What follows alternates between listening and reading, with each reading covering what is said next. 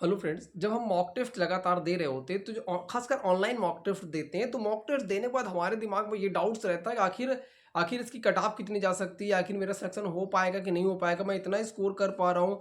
इस तरह से हमारे दिमाग में बहुत सारे डाउट्स रहते हैं।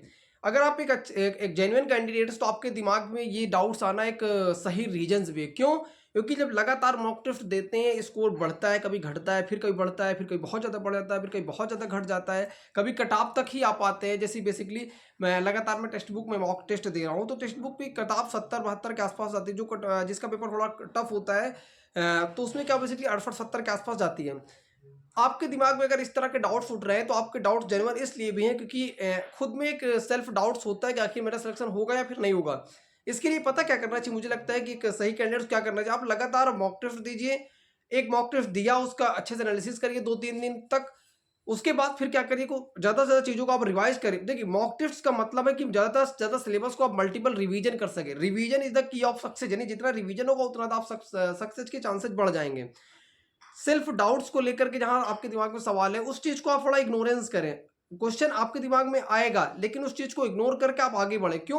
क्योंकि सही कट ऑफ कितनी जा सकती है ये कोई नहीं बता सकता, किस पेपर का, क्योंकि कोई भी चीज की कट ऑफ डिपेंड करती है उसके पेपर कैसा है, उसका पैटर्न क्या था, कितने कैंडिडेट सम्मिलित हुए, कितनी वैकेंसी, इन सब चीजों जो महत्वपूर्ण फैक्टर्स होते हैं किसी वैकेंसी के, इन सब पर डिपेंड करता है।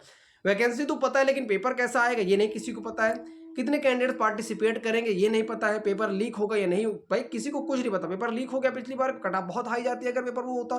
तो इस चीज़ के मुद्दे से बाहर निकल के मुझे लगता है कि मल्टीपल चीज़ों को रिवीजन करने में फोकस करें।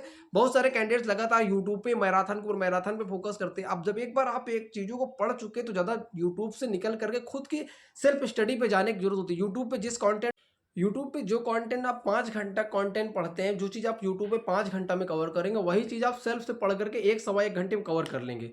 यानी कि आप कम समय पे मेहनत, आपको लगेगा कि हम 8 घंटा 10 घंटे पढ़ रहे हैं, ठीक है? लेकिन आप उन चीज़ों को आप एक जितना 8 घंटे में आपको सफिशिएंट मैटर को पढ़ना चाहिए, आप उतना नहीं पढ़ पा रहे हैं। तो सबसे अच्छा तरीका, आप खुद की जो आपने नोट्स बना रखी है उसको मल्टीपल रिवीजन करें। आपने एनसीईआरटी जो भी पढ़ रखी है, जो भी लूसेंट वगैरह जी के लिए मैथ में जो बुक पढ़ रखी है, जो नोट्स बना रखी है, उसी को मल्टीपल रिवीजन करें। और फिर ऑनलाइन या ऑफलाइन जिस भी हमारी सोर्सेज आप मॉक टेस्ट दे रहे हैं उसको लगाएं। बस ये प्रोसेस को आप लगातार 15-20 दिन 25 दिन जो भी आपके पास टाइम उसको फॉलो करें। आप देखेंगे आपके अंदर एक अलग लेवल का कॉन्फिडेंस होगा, आपके अंदर आपका एक अलग लेवल पे स्कोर बूस्ट होगा और एग्जामिनेशन में आपका सिलेक्शन 100% ऐसे कैंडिडेट्स का सिलेक्शन होगा।